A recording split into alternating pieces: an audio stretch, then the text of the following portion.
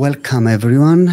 Today's podcast will be in English, as my guest today is Israel's ambassador to Cyprus, Oren Anolik.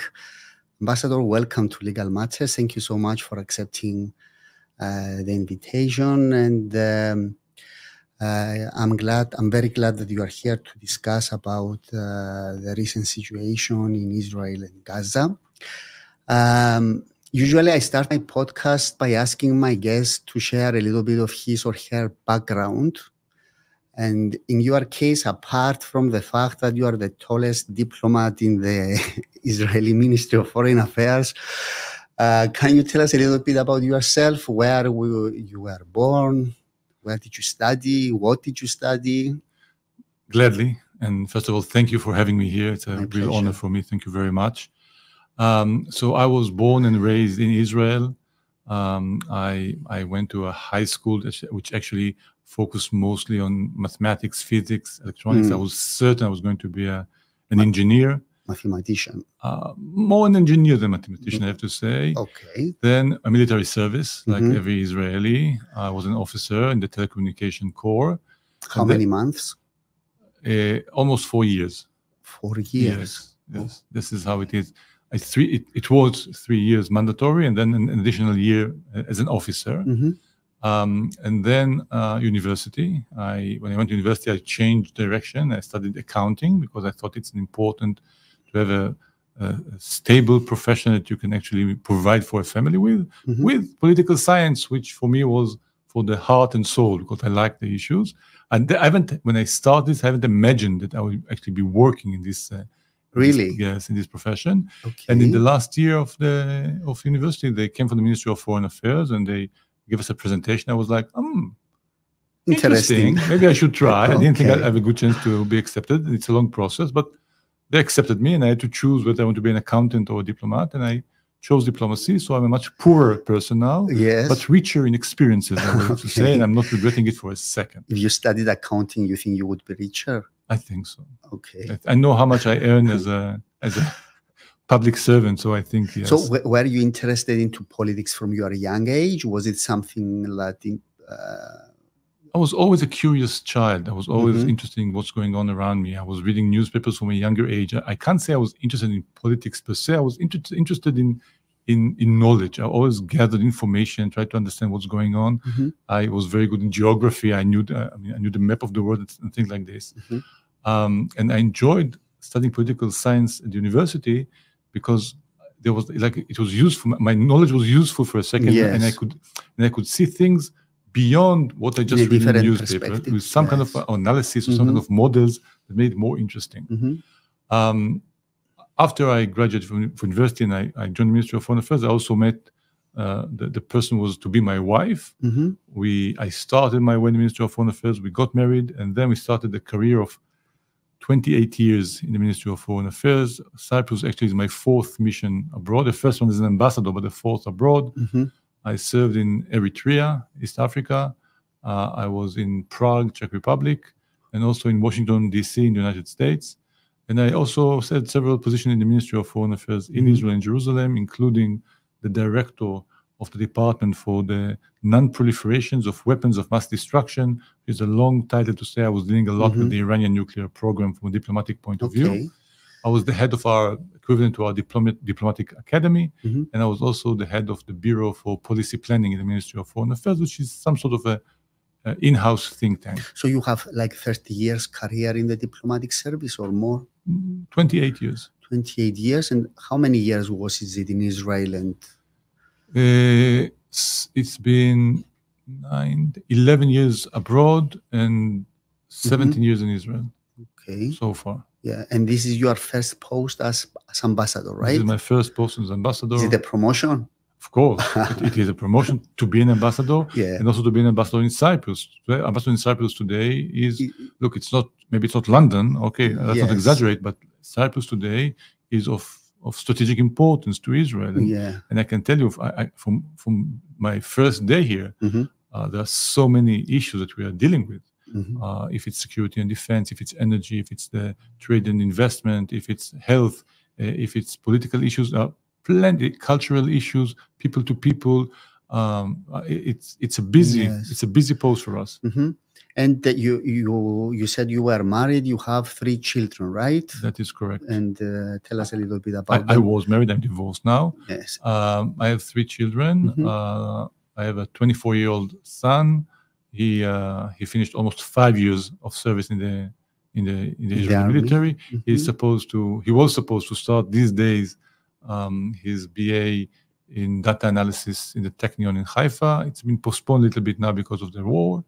I have a 21-year-old daughter.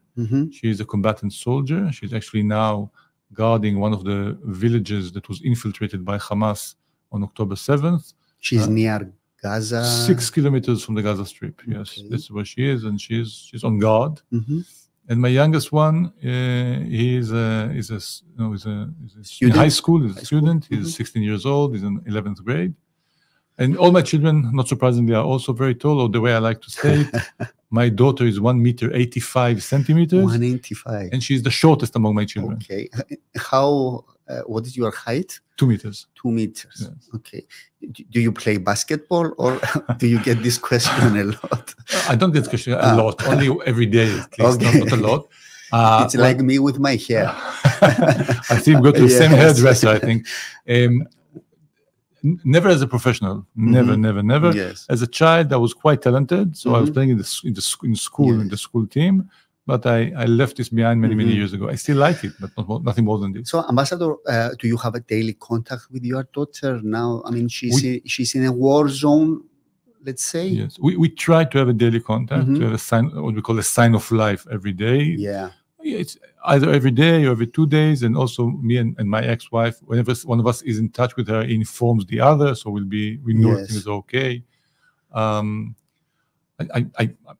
tell you something which I already said in a different interview, but I think it's relevant here, just to explain the situation as a father also. Yes. Most of the time, I can speak to myself and say objectively, okay, she's not just your little girl. She's a trained soldier. She has weapons. She knows how to use the weapons. She's with her team. They are all trained soldiers. She knows how to protect herself. And this gives me comfort. This comfort, this confidence. And then sometimes something can happen that reminds me again how she's your daughter. Yeah. And I think the best example for this happened about 2 weeks ago, when my ex-wife called me over the phone, and I picked up the phone, and she just started crying. And when she started crying, my instinct was something happened to my daughter. This was the instinct, and I started saying, "What happened? What happened? What happened?" And then she realized what she did. She said, "Oh, no, she's okay, she's okay, she's okay." And she explained to me why she was so emotional. She was in a funeral of another young woman soldier who actually died, murdered in this attack by Hamas. And she attended the funeral, and the mother of the soldier, she spoke to the audience, and she spoke about her child and how she was like. And it made my ex-wife very emotional, and she wanted to share this with me. So this is why she called me, but she was still weeping. So this was a moment that I could sense that underneath this objective way of seeing things, there is this layer of anxiety which is there, but most of the time it can be controlled. Does the fact that your daughter is in the field, does it change your perspective of how you see the situation? No. As a diplomat, or it doesn't? Absolutely not. Okay. Regardless of the fact whether my daughter was there or not, I see the situation in a very clear way as an Israeli, as a diplomat, as a patriot, and as understanding why are we there, what is the purpose of our being in Israel, and what do we need to do to make sure that we can continue and survive in this very uneasy neighborhood. Yes. Ambassador, do you have an update for us as to the current situation today? I read today in the papers that there was some movement by the Israeli army in the Gaza Strip to open some corridors. Can you tell us a little bit about this, and also about the number of hostages, the number of casualties, and so on? If you allow me, before giving an update, I have to say something as a basis to this discussion, because I think that not all people fully understand to what extent what happened on October 7th has traumatized Israel, has changed the face of the country, and has a huge impact on what we need to do right now. I think it's important to start with this before giving an update. Okay. Israel was brutally attacked on October 7th. This was a vicious, cruel attack on civilians that goes deep into our DNA. It goes deep into the identity of us as Israelis. This is the homeland of the Jewish people. For centuries, for millennia, we were persecuted, oppressed. We went through different kind of pogroms and other atrocities, and of course the Holocaust. And the basic reason for having a homeland of our own was the understanding that in this place we will be safe. We have the means and the capability to defend ourselves. We will not be helpless anymore. And this was shaken on October 7th. And I watched television on Saturday morning, Israeli television, and there were phone calls made on live to the anchorman in the studio from people that were in the shelters in those villages that were infiltrated, and they are whispering on the phone saying, "I'm in the shelter. There are terrorists inside our house. We need help. Please come and help us." And there's nothing we can do. But everybody in Israel listens to this and sees this. The horror was just unimaginable.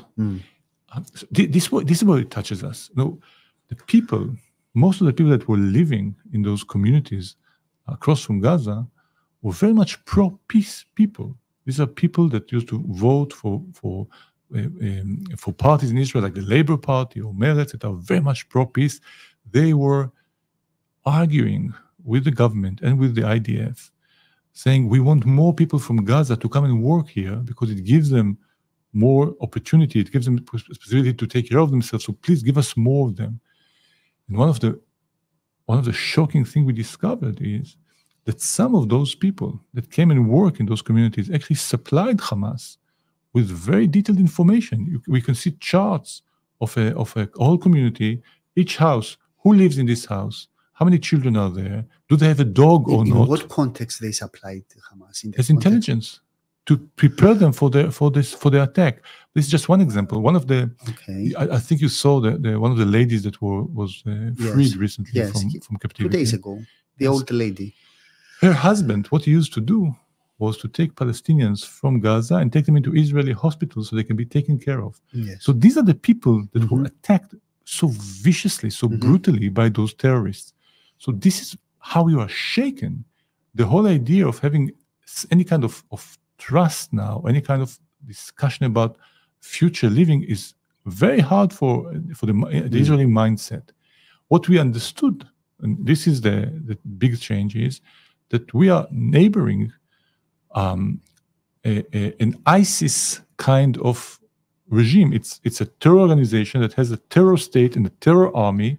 And even though we were hoping that maybe through some sort of economic relief, and if we speak about infrastructure projects in Gaza and get them possibility to earn, maybe we can tame it somehow so it can contain it. Yeah. We discovered this is impossible. We discovered that all of this was used by him to prepare for this operation, for this attack. And therefore, for us, it's obviously clear there is no way we can continue living when on our border there is ISIS controls the territory. Therefore, the goal of what we are doing right now is to eliminate the capabilities of Hamas, to eliminate his capabilities both militarily and administratively, so he cannot control Gaza. We understand that we cannot erase the idea of Hamas or the ideology of Hamas, or even have Hamas supporters. This is not the goal. The goal is to make sure that there is no apparatus there anymore that can control this. I mean, every historic analogy is always flawed, no doubt about it. But just to give a sense of it, we are fighting the Nazi regime. If we don't remove this regime, you can never build a new Germany in this sense. So if we want to have any kind of a future in this region, we have to remove this regime, this ISIS, those monsters for being in power in Gaza. Yeah. You asked me for an update, and I didn't answer about the update yet. So yes, first, I think if you have some update for us, I mean, besides the things we are reading in the newspapers and the websites, what is the situation like right now? Okay, here's the situation. We are preparing for some sort of a ground attack, because without a ground attack, it doesn't seem that we will be able to fulfill the goals of the war. The ground attack relates to North Gaza only, and that is why you told the Palestinians to leave the northern part and go to the south. I will answer you honestly. I don't really know. Okay. I'm not a military expert. Okay. I don't really know how this is going to take place. What's going to happen exactly? I don't know. I don't want to say anything which I cannot stand behind. Yes. I don't know. It sounds reasonable to me what you are saying. We want the area to be as much as possible without civilians, so we'll be able to do the job we need to do. But it doesn't mean that the southern part of Gaza is necessarily a safe zone. A safe zone is a very problematic term, because once you say, "Oh, this is a safe zone," you know what you create there? A magnet for terrorists. This is exactly what they do. Yes. We go there, and they will stay there. So there is no such thing as a safe zone. But we are very aware of the situation in Gaza. We are very aware of the humanitarian situation. We are monitoring it very carefully, because we don't want to create a humanitarian disaster in Gaza. Yes. And there is no humanitarian crisis in Gaza right now. And I will explain this if you want. Just give me one more second. But we need to go ahead and finish this job that we are up to. So when exactly it's going to happen, I don't know. Yes. How exactly, I don't know as well. What is important to understand in this regard is that we are focusing on Gaza. We have no interest in expanding the fronts. We don't want a second front in the north. We don't want a second front anywhere else. We want to concentrate on Gaza, and this is why we are containing the daily attacks coming from Hezbollah in the north. We are containing this. I can speak more about the strategy, but you said that it was the terrorist attack came as a shock to the Israeli people, and I understand what you mean about the feeling of the loss of the sense of security that the Israeli people had before, at least within the state of Israel. It was like a violation of your security, of your integrity, and so on. The question is put on the table about the degree of the response. So everybody agrees that, not everybody, most of the Western people agree that it was a terrorist attack. We agree that Israel has the right to defend itself. And the question arises about the response and the question of proportionality. But from what you are saying, if the target is to eliminate Hamas altogether, then proportionality doesn't even come into play, does it? Because you will do anything that is needed to eliminate Hamas. I think there's a misconception about the term proportionality, and I will try to explain. The degree of response has to be in proportionality to the threat that you see. And the threat that we see is not those 1,000 or 1,500 terrorists that actually infiltrated Israel and we need just to kill them. This is not the threat that we see. It's not. We see a much bigger threat coming from Hamas continuing to rule Gaza. Because Hamas, if he continues to rule Gaza, it's just a matter of time before he does another attack or another attack. As long as Hamas is there, there is no security in Israel. So the proportionality has to be seen in comparison, first of all, to the threat you need to eliminate. This is in the broader scheme of things. This is the threat. Hamas controlling Gaza is the threat. We need to eliminate this threat. So therefore, this is the response. By the way, if you look at it even in a more broader scope, Hamas is not alone. Hamas is just one arm of the octopus that its head is in Tehran. And Israel is surrounded. We can see Hezbollah in the north, which is a proxy of Iran. We can see both Hamas and Palestinian Islamic Jihad in the south in Gaza. We can see the Houthi I hate your... Okay. Yeah. The Houthi in Yemen. We can see the different proxies in Iraq and in Syria. This is the scope of the entire threat. It's a huge threat. But in this regard, we're looking at Hamas controlling Gaza as the threat. This is one. Secondly, per each and everything that is being done by Israel in Gaza, there's also a question of proportionality. What does this mean? It means that when you attack a target, you need to estimate what is the military advantage you can make out of this attack. And this is against what kind of civilian damage can be caused by this attack. If the civilian damage is excessive in comparison to the military advantage, then this is not proportional. I'll try to give an example. And who will make this assessment? The Israeli assessment army? is being done by the Israeli army. This is how it is always. It's not our invention. This is part of international law. But let me give an example. If Mrs. Ihya Sinwar thinks that this is a good time to spend with her husband during these times, this is a big mistake because he's a huge asset. And if we can find him and we can target him, we will kill him even if his wife is next to him. Because when we make this evaluation of, okay, a civilian will die, but we can take out the mastermind of this attack, very sorry, this is collateral damage. But if this is the cook in the canteen in the training camp of Hamas, I don't think we'll do it. It's not the same. This is what I'm saying. Is the Israeli army... I have to say one more thing in this Yes. regard. Looking at pictures, looking at footage coming out of Gaza and saying, "Oh, I know what happened here," is not the way to understand whether there was a proportionality here or not. What is, according to international, what you need to know is what happened in the point that you make the decision. If you made the decision and you knew, okay, as far as I know, in this place there are no civilians, so I can target this place. But apparently later on, it was discovered without us knowing there were 20 civilians that were killed. This is very unfortunate. This is very regrettable, but this is not against international law. Okay, there's no way, there is no full knowledge about anything. Yeah. Never. This war is a chaos. There's a lot of fog. We are trying to be very, very accurate in what we are doing. But the fact of the matter is, though, that so far we have 6,000 Palestinians dead and 1.2 million people displaced. From the report. How do you know? That's a good question. How do you know there are 6,000 Palestinians dead? BBC News. How do BBC News? How do they know? You know? Well, I'm watching, I'm reading the reporting. How does BBC know how many people died in Gaza?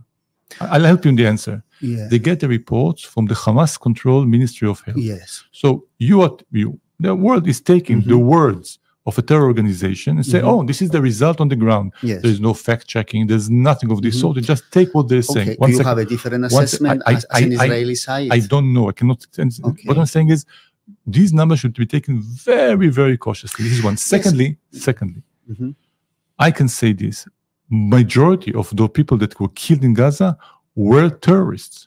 I can stand behind this statement because Hamas doesn't want you to know this. So they are covering this up. But this is the truth. Thousands of those numbers that you said are terrorists.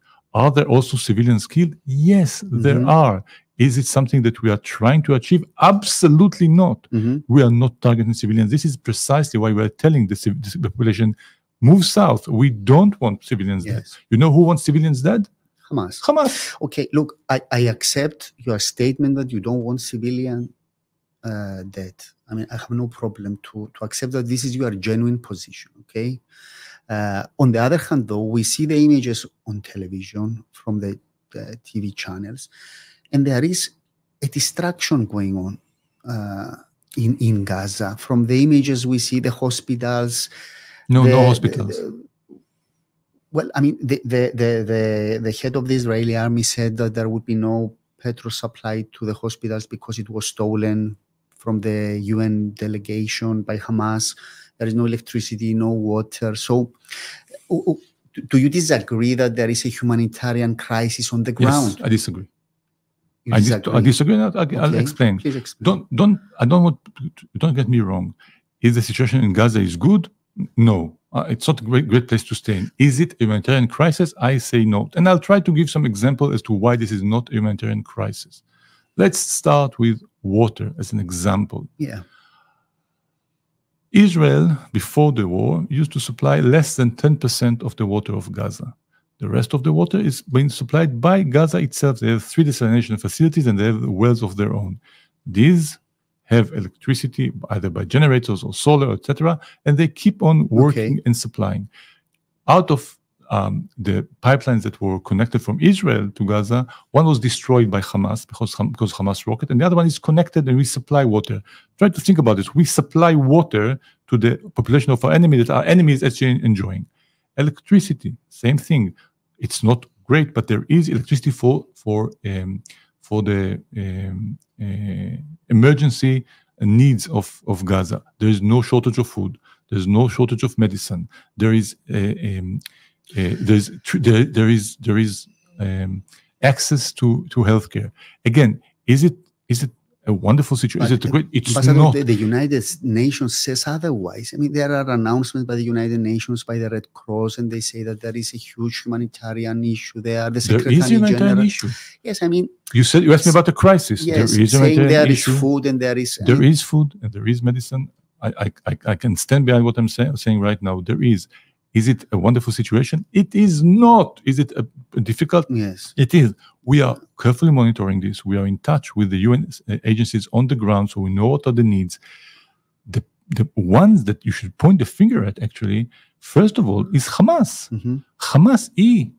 Hamas is the sovereign entity in Gaza. It is its responsibility to take care of the people in Gaza. Does he do this? He does not do this. It's, first of all, its responsibility. Nobody's talking about this, but he's stealing the petrol from UNRWA. We have accepted that this whole thing started by the terrorist not just started. attack. No, yeah. But not just started. It's one thing to start the terrorist attack, and then we have the retaliation by Israel, and it's another thing, the humanitarian aspect. It's not. Sorry, it's not another thing. This is the thing. It's another thing. No, the Israeli head, the chief of the army of Israel. I've seen him myself on television, and he said that there will be a siege of Gaza. And I understand the strategy behind this, which is to drain the resources of Hamas and so forth, which to one degree is understandable. But on the other hand, you have 2 million people there. Two things. First of all, there's no siege because humanitarian aid does come in from Egypt into Gaza, according, by the way, to our international obligations. We do this. We allow humanitarian aid coming into Gaza, okay? Even though it's not necessarily popular in Israel, but it's what we do. Okay. Then, I mean, there is an announcement by the United Nations today, which talks about 1.4 million people displaced.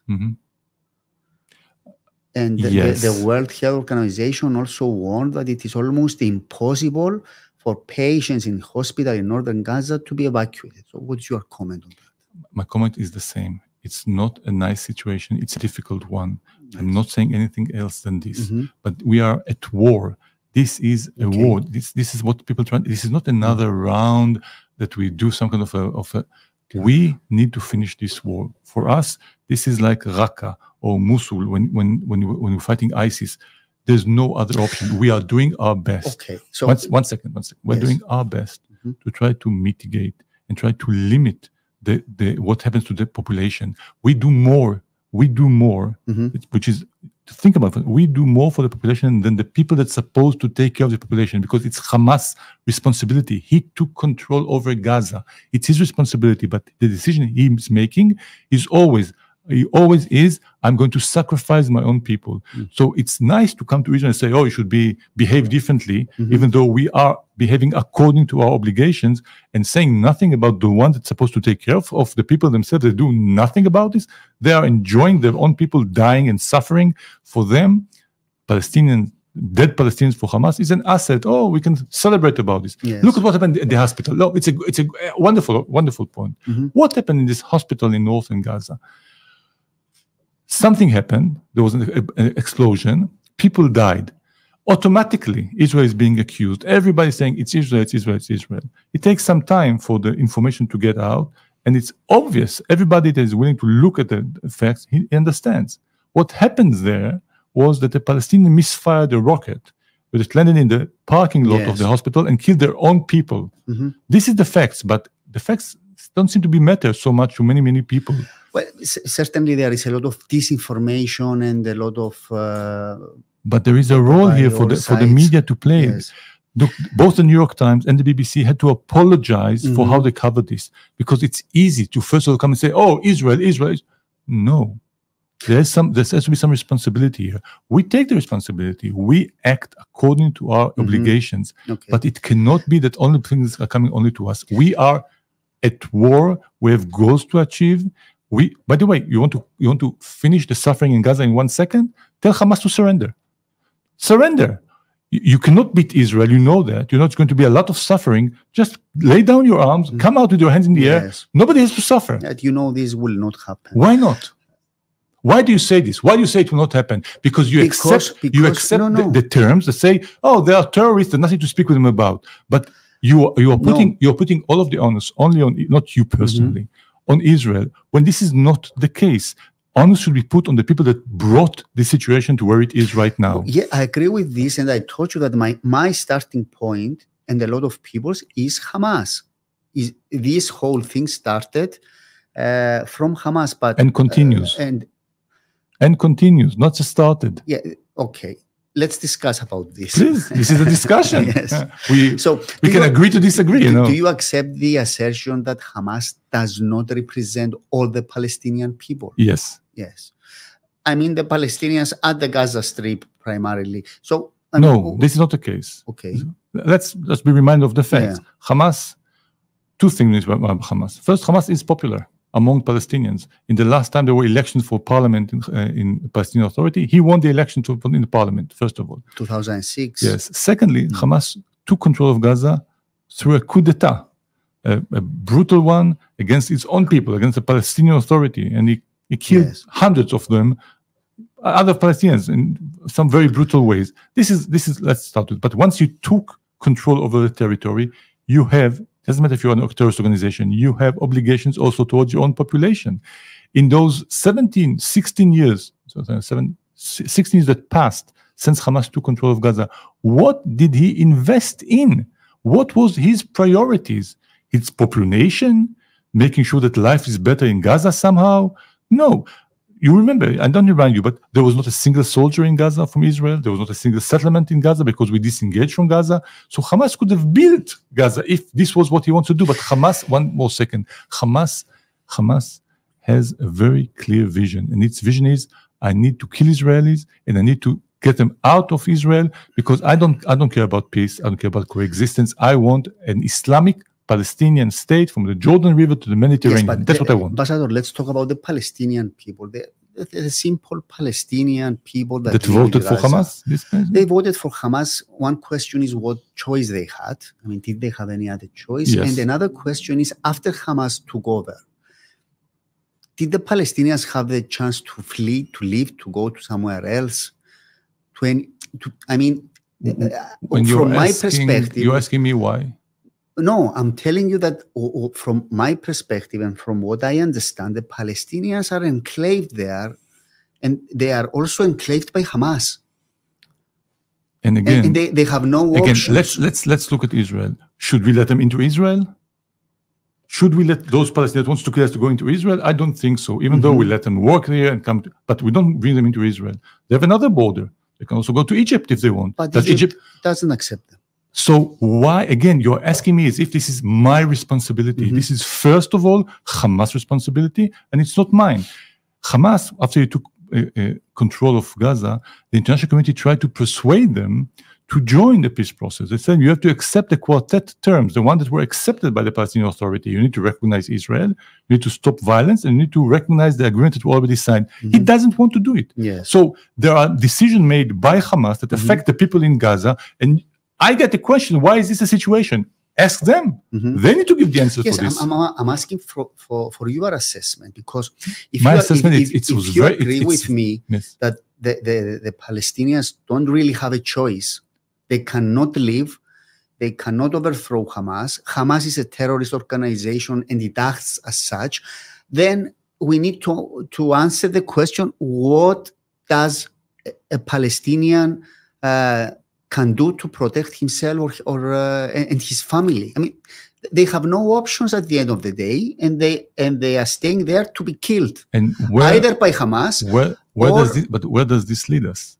Where does this lead us? Whose responsibility is it? Who needs to do something about what you're saying? Mm-hmm. Okay, so we have poor Palestinians stuck in Gaza, have very, very few options to do. Mm-hmm. I'm very sorry to hear that. I don't want people to suffer. But what do you expect me to do about this? This is my question. There are miserable people all over the world. Yes. In Africa, in Eastern, in other places. There are miserable people in many places. Here in Cyprus, there are miserable people. Yes. Okay.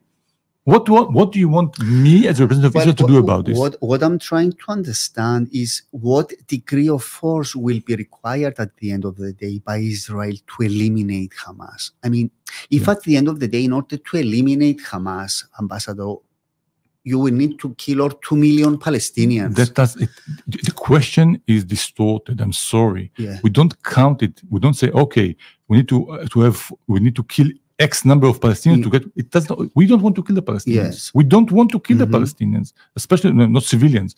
We want only to do with Hamas. The way that this is forced upon us, we are trying to do the best in very difficult conditions, and I don't see any other country around the world doing it better than us if we are in the same situation as we were. So we are not bloodthirsty. We're not eager to kill Palestinians. You know, with the force that we have, with our power, with our might, if this was the way we were thinking, you can kill hundreds of thousands of Palestinians, but this is not how we operate. We try to mitigate and to limit as much as we can the number of casualties on the civilian population, and still it happens. It happens because of the conditions on the ground. But the choice that we have is, okay, we should be merciful, and maybe 1,000 Palestinians less will be killed, but Hamas stays in power. You know what happens? Thousands of people will die later on. In Israel and in Gaza. But this will not happen now anyway. I mean, even if you eliminate Hamas, there won't be another cells in Jordan, in Iran, a rebirth of this terrorist movement, and the cycle will be repeated again. So we should surrender? No, I mean, there's no way of doing anything. Did you explore other ways? Many other ways we explored. But 1 second, let me. When the Nazi regime in Germany was eliminated, did the Nazi ideology disappear? There were no other cells that still supported Nazis around the world. When ISIS was taken out of Mosul and Raqqa, the idea of ISIS disappeared as well. It didn't. I'm not saying we can make the idea disappear, which is very unfortunate because this is a horrible kind of way of life. But we'll discuss it later if you want. This is not what we are saying. We are taking out the apparatus. We are taking out the capability to control and rule Gaza and keep on killing Israelis. What will come up later? We can discuss it later. But at the moment, the focus is to achieve this goal. And unfortunately, it's not easy. It's not a computer game. It's not a video game. Yes. It's not sterile. So you are saying diplomatic avenues have been exhausted and there is no way to have a ceasefire and diplomacy to work? We are not interested in a ceasefire. A ceasefire keeps Hamas in place. Ceasefire. You are not interested. No. Ceasefire means that the world tells us, don't take out Hamas. We are afraid that you take out Hamas. Don't. This is what ceasefire means, because you cannot negotiate with them. This is what we tried the last 16 years. Okay, we will not. Let's keep them there somehow, and we will manage with them. We cannot manage with them. These are the cult of death. All they want to do is either kill us or kill themselves or their people. There is no ceasefire there. I understand what you're saying. If you want to speak about solution in the future, after we eliminate Hamas, we can speak about solutions for the future. You know, my problem is that I cannot understand exactly what the plan of Israel is. This is my problem. Yeah, I'm not sure I can give you a detailed answer, but for us, I don't want the details. I mean, what is the strategy? I'll try to destroy the Gaza Strip, and this will mean that Hamas will go away. We are not destroying the Gaza Strip. This is not what we are doing. We are looking for legitimate targets in Gaza, and there are many of these. Everything which is painted Hamas colors is a legitimate military target. And we are going to take away one infrastructure after the other that is being used by Hamas. We're going to kill as many of the terrorists as we can. We want to try to decapitate the leadership as possible. Eventually, there will be no possibility for Hamas to rule. How long will it take? I don't know. How exactly on the ground this is being done? I don't know. There's a whole underground city in Gaza. Again, I don't know. I'm a diplomat. I'm not a military expert, but this is where we are heading. So, and the reaction. But it's difficult. Yes, we know it's difficult. We have no option. We didn't want it. We didn't start this now because what a great idea it is now to go into Gaza. No, we were brutally attacked. People were butchered in their houses. Women were raped. Babies were decapitated. Horrible things happened. This is why we are there, because we will never let it happen again. Yes. Ambassador, would it be different? I mean, in the past, Hamas threw rockets to Israel. You have the Iron Dome and everything. So if there was just a rocket attack and there wasn't an invasion into Israel, would the situation be different? I mean, I'm trying to... I'm fascinated by the question. It's unbelievable because you say things and it is as if okay, what you are telling me is it okay for Hamas to commit war crime repeatedly against Israel? Because every time that Hamas fires a rocket at Israel, it's deliberate and it's targeted on civilians. That's what it does. This is a war crime by Hamas. Can you live with this? Because you have some system that can do it. I'm asking if the reaction would have been different. Look, we were many times under different kind of attacks in Israel. From what I understand, what hurt you more is the fact that there was invasion into Israeli territory. I mean, this is the critical I think differentiation. It's not a mere invasion. It's what happened in this invasion. Yes, and what happened. No, yes, but and as you said, I don't know how many of the footage that came out you had a chance to see. It's not then. Terror. The whole idea is to make the people afraid and horrified. We were horrified in this sense. Wow. Yes. Wow. We were horrified. Limbs were taken out. Livers and hearts. Eyes were taken out. This is not a terror attack. This is coming to us and tell us we want to kill you in whatever brutal way we can. We have. I don't want to go in there. There are so many examples of the horrible things that happen. Is there a difference between this and a rocket attack? Yes, there is a difference, I would say. Yes. Pandelis asks if the ambassador could solve the issue in any way he wanted, what would he do? Do you accept the two-state solution? It depends only on me. I mean, if you were the Prime Minister of Israel and you were taking the decisions. Yeah, well, I know I'm limited in what I can say in this regard. Yes, because I'm not just a you are a diplomat. I represent my government, so I think I can say anything I cannot say. I understand this. Look, I'll answer, then I'll try to explain. Of course, for us, I'm not talking about Hamas and Gaza now. I'm talking about the Israeli-Palestinian conflict in general. We were always and we will continue to be in favor of a peaceful solution to the problem through negotiation. That was always our position. Currently, people are making some kind of a confusion, as if, maybe you can negotiate with Hamas and find a solution. This is not. It has never been an option, not because of us, because of Hamas, and now it is for certain not an option. So there is no way to solve now the situation with Gaza through negotiation or diplomacy. There is no such a way. Now, in the future, with the Palestinians themselves, I always believed, and I would like to continue to believe, that there is a way that both sides can find a compromise that will allow both of our people to find a way to live side by side in respect and in a way that we both will be satisfied with. I'm just maybe reminding some people that forgot. There was a process.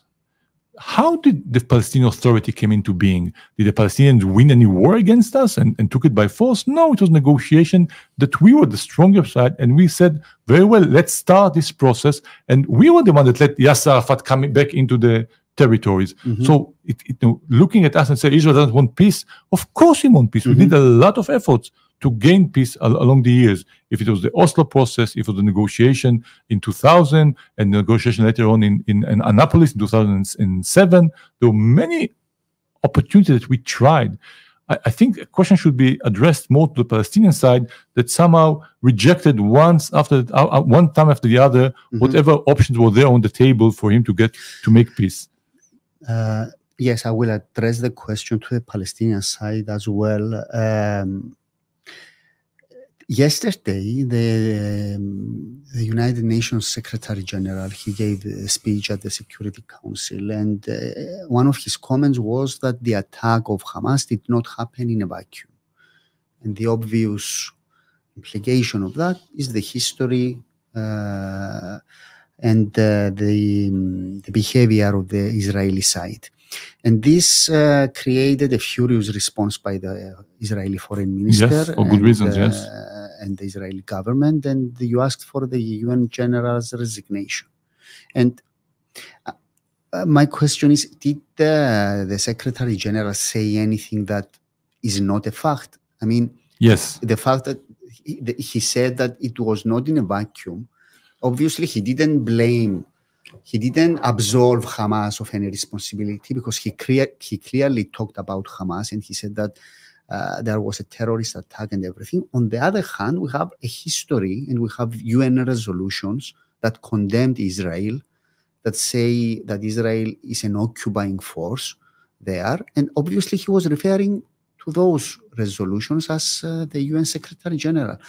Why do you ask for his resignation? We believe that what he said is unjustified at all and cannot be accepted, because the context of what he said is, I can understand. This is the context. You can say, I condemn Hamas, blah, blah. It doesn't come to say this, it doesn't come in a vacuum, says... You justify? Yes, there's justification. If it doesn't come in a vacuum, so it's probably okay to do something of this sort to Israelis. This is why we are so outraged. This is why we're so outraged. There are plenty of things he can say. Not come in a vacuum. 9/11, would he say 9/11 didn't come in a vacuum because what America used to do in the world? It's unbelievable. It's only when it seems to us, it's only when it comes to Israel, people can feel it, can say whatever they want about Israel. It's not only about Israel, Ambassador, it's everywhere. I mean, if you look at the war in Ukraine between Russia, you have both sides. You have one side that says Zelensky wanted to go into NATO and Putin reacted. And I mean, people, and we were discussing this before we started, the third parties that we are viewing outside the conflict, we don't know the details. We cannot feel so passionately about the way the involved parties are. And you always try to look both sides of the coin. What both sides? Israel and Hamas are both sides? Because what happened? We were attacked by Hamas. No. To come and say... It's not. It was a terrorist attack. Very well. Unprovoked and unacceptable by any measure. That's what you're saying. Yes. But what he said, but he didn't come in a vacuum. Yes. This is justifying what they did. No, yes, I it don't is. think so. Well, we can disagree about this as well. It's okay. I mean, the way I see it is that he gives the historical perspective, wanting to say that we have a history. It's like a divorce. Two people divorce and there is a history behind. I mean, it doesn't mean that you absolve or that you give yes, it does. Justification to yes, Hamas. It does. So this is how why? You... Because if it doesn't come in a vacuum, so there is a reason. There's something that made Hamas do what he did, so we need to understand this. He didn't have to say it. Yes, but he chose to say it. Is this a reason to ask for his resignation? I mean, I'm not sure who said this in Israel. The foreign minister made statements in the UN. I think it was actually the ambassador to the United Nations who said that the resignation. Okay. So we asked for his resignation. Does this mean he's going to resign? No, he won't. But I mean, we can ask. It's a political statement. It is a political. We are very, very furious of what he said. There is a reason behind this. Yes. We are very crazy. We are very angry about this because the way it's being seen in Israel is justification to what Hamas did. He can say it was distorted. He can say whatever he wants. This is how it's being interpreted in Israel. Yes. Okay. So also Queen Rania gave a very interesting interview. Did you have the chance to see it? No, I just saw the headlines she made out of it. Yes. It's a pity. I understand, by the way, that she was... What's your comment? No, it's again, people don't want She's one-sided? It's not the point. People don't want to believe that those horrors happen. So it's easier for them to come up and say, oh, maybe there's no evidence, maybe there's no fact. I understand she was sent a link to a website that shows her exactly what happened. I don't know if she opened it and saw it, but it's with all due respect, it's very clear what happened there. There are plenty of evidence. Trying to say, well, we don't know that. Come on. At least be have the decency to say what happened is horrible and I condemn it. And then you can say whatever you want. If you think about you need to find a solution, this is fine. I'm not asking you to support Israel, but trying to undermine what the horrors that happened there. Okay, I want you to give me Israel's position on the following. There is Resolution 58292 of the United Nations. Which one? 58292. That in the initial part it says it affirms the status of the Palestinian territory occupied since 1967, including East Jerusalem, and remains one of military occupation, and it affirms in accordance with the rules and principles of international law and relevant resolution, etc., etc. This is from 2016, right? This resolution. It was on the 6th of May 2004. Okay. Yes. So from the United Nations point of view, at least this resolution considers Israeli... One more question. This is the Security Council resolution? This is the General Assembly resolution? No, it's a General Assembly resolution. Okay, good. It's important. It's a General Assembly resolution, not the Security Council resolution. Oh. But there is also the decision of the International Court of Justice that repeats these things. What is the question? The question is, why does the international community, if we say that the UN represents at least a part of the international community, views Israeli as an occupying force? Is this unjustifiable? Is this position wrong? Yes, absolutely wrong. You know, the Palestinians, they can pass a resolution to the General Assembly saying that the moon is made out of yellow cheese. It's very easy. They have an automatic majority. If you think that this represents really what people think about this or what countries think about the situation, you don't understand the politics of the United Nations. It's a lot of bargaining for different reasons. There are a lot of groupings there together. This is what it's easy to agree upon. We totally reject this. This has nothing to do for us. These are not facts. For us, it's just a piece of paper that is politically motivated and means nothing to us. Okay. So some allegations that there is no freedom of movement, that the Gaza Strip is enclave, that people cannot come in and out.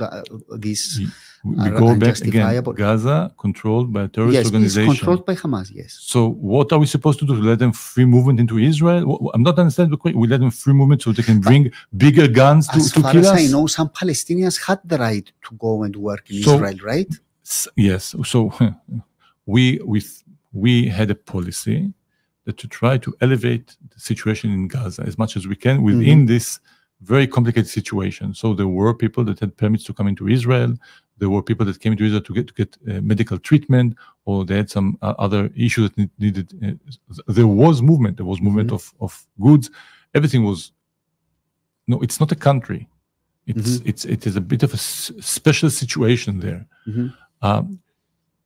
All this time, it's not as if all this time this is like a peaceful Singapore and we are the bad people that deny them doing it. All this time they are shooting rockets at us. All this time they are digging tunnels. All this time they're trying to hurt us. All this time we're trying to balance between our security needs and protecting our people and trying to help as much as we can to have some sort of better living conditions in Gaza. That's what we did. Is it fun to be in Gaza? It's not. It's not. But I have to take one second. Yes. Go back to 2007 when Hamas takes control of Gaza. Yes. He can make a choice. They could, if they would have started rebuilding Gaza, investing there, if they would have shown the world that what they want to do is live side by side in peace with Israel, I think things could have been different, but they don't want to. All they did in 2000, all their resources were invested in how am I going to kill more Israelis, and not in order for liberating us from the occupation, in order to wipe out Israel and replace it with our Islamic State. This is what we were dealing with. The fact that Israel was in the process to sign a peace agreement with Saudi Arabia, you think was the reason that Hamas organized this in order to blow this? I don't think this was the reason. You don't think it was the reason? I don't think it was the reason. For Hamas, the reason was... It wasn't related, you think? It's two different things. Is it the reason or it's related? It's not the reason. Hamas' reason is that this serves his strategic purpose. He wants by this. I think that what Hamas was hoping is they create this shock, and then they. Sorry, you need to buy me a new camera. I'm sorry. They hope maybe Hezbollah would join in, maybe the Iranians, maybe the Palestinians from the West Bank, and they can bring Israel to its knees. That was the reason. Having sabotaged also the possibility of having some kind of normalization between Israel and Saudi Arabia is a bonus. It's an added value. It's good. I think it's very much coincides with what Iran wanted. By the way, this attack couldn't have happened without Iran. This attack, I'm not saying that Iran said attack Israel on this and this day, but without the Iranian funds, without Iranian arms, without Iranian technology, without Iranian intelligence, without the Iranian know-how and training, Hamas couldn't have carried this out.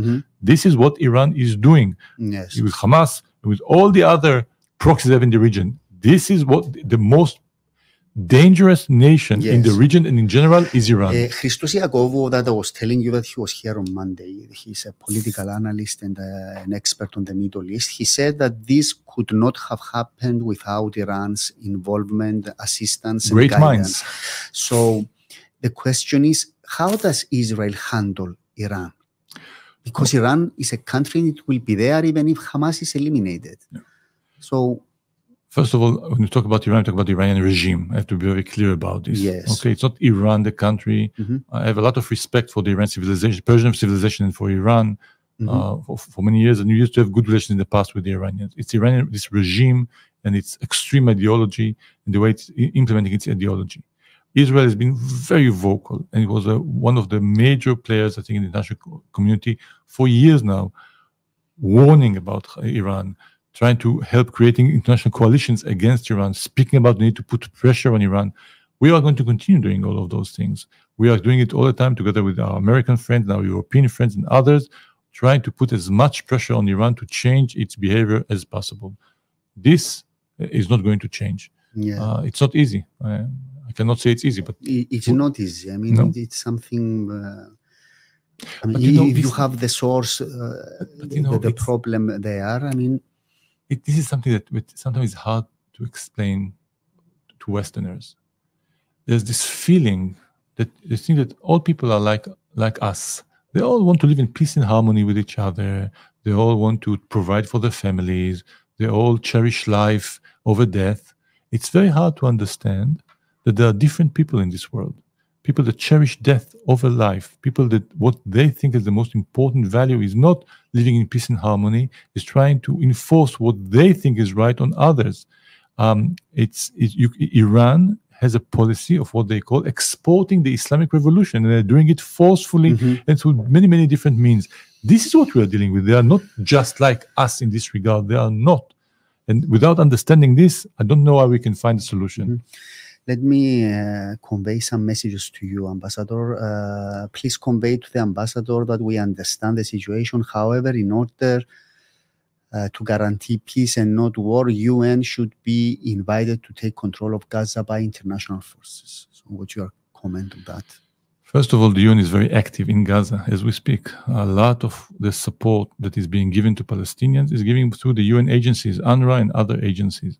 Secondly, once we can eliminate or eradicate Hamas, there will be plenty of room to discuss what kind of a regime can be created there to try to have some sort of peaceful life in Gaza. Another listener, please convey to the Ambassador that a lot of Cypriots share the outrage and shock he feels, not only due to the evil actions of Hamas, but due to the way people in the West are ready to justify terrorism. Thank you. Andreas, Ambassador, if it comes out in the near future that Turkey has had its share of responsibility in enabling this attack, for example, providing intelligence, how will this change Israel's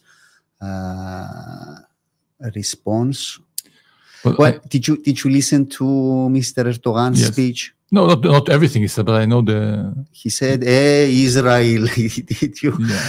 So he said Hamas is not a terrorist organization. No, he says many things. Charity. He said there's a country in the occupied area of Cyprus. He said this as well. Yes. So what's your comment?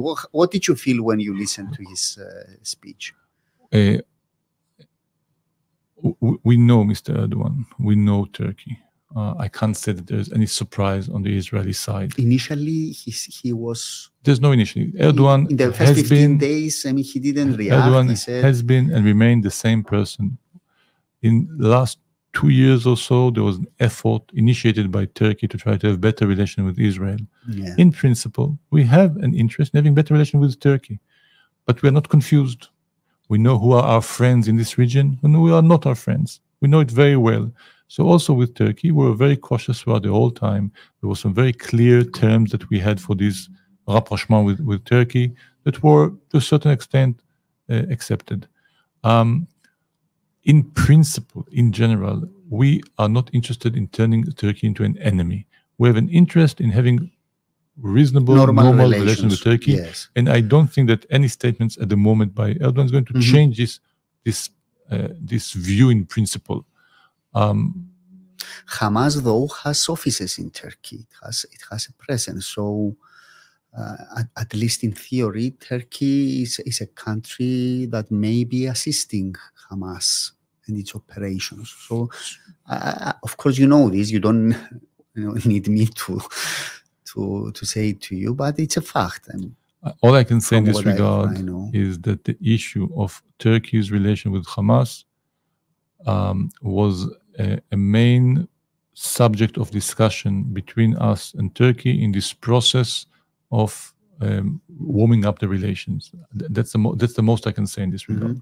A viewer asks how many operations Israel army had in the West Bank in which Hamas has limited presence. I don't know. Do you have? I don't have a number. I don't know. Okay. How many victims did Israel have before the attack? Were there any victims from the rockets of Hamas? I don't have numbers, but the answer is yes. We had plenty of victims from rockets and from other attacks, also from Hamas, from Gaza, yes. Another one, Natasha, curious to know what the demands of Hamas are in exchange of their Israeli hostages.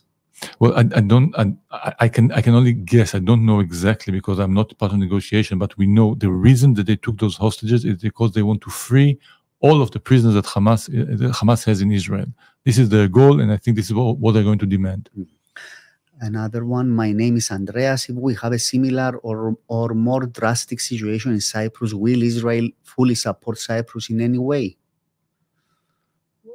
When you say support, it's a tricky question. Yes. I hope. I understand he means if we have something from Turkey, if I can say this: Israel sees Cyprus as an important and strategic ally and partner. I hope that nothing of this will be ever relevant, but I can assure you that if Cyprus is under attack, the solidarity and support that we were receiving from Cyprus, we would reciprocate and show the same thing to Cyprus as well.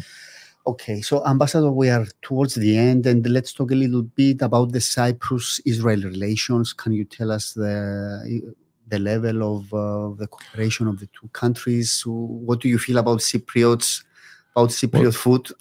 Oh, I love Cypriot food. Look, I can say a lot about the relation, but let me try to be as quickly as possible. We are. I think we have reached the highest level of relations between Israel and Cyprus ever, and this is still an ongoing trend. We are still climbing up this mountain towards the peak. There are so many fields in which we are cooperating.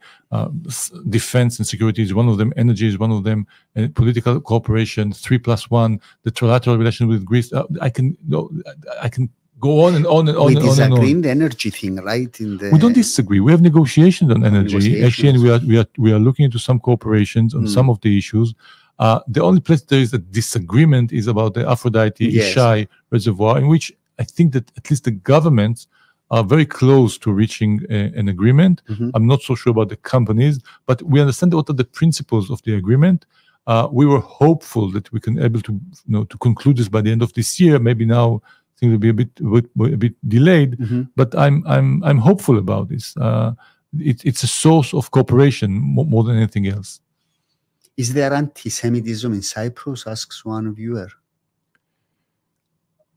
Hardly. Did you feel anything? I mean, that's the question. Look, the thing is that in these weeks, because of the war in Israel, we see many more protests, demonstrations, statements that we haven't seen before that are very much anti-Israeli, and sometimes it's very hard to tell what is the thin line between being anti-Israeli and being anti-Semitic. Before that, there were few incidents here and there. We have very good cooperation with the Cyprus government and the Ministry of Education. We have very good programs that we are doing together. We're also cooperating very well with the Ministry of Justice and the police. So I can't say there's nothing. Okay. I can say little, and we have good cooperation on this issue. Okay. And finally, Ambassador, in your mind, is there a time scale as to when this will end, or you cannot say? It's impossible to I say. don't know. Do you have any relations with the Palestinian ambassador here? Have you ever met?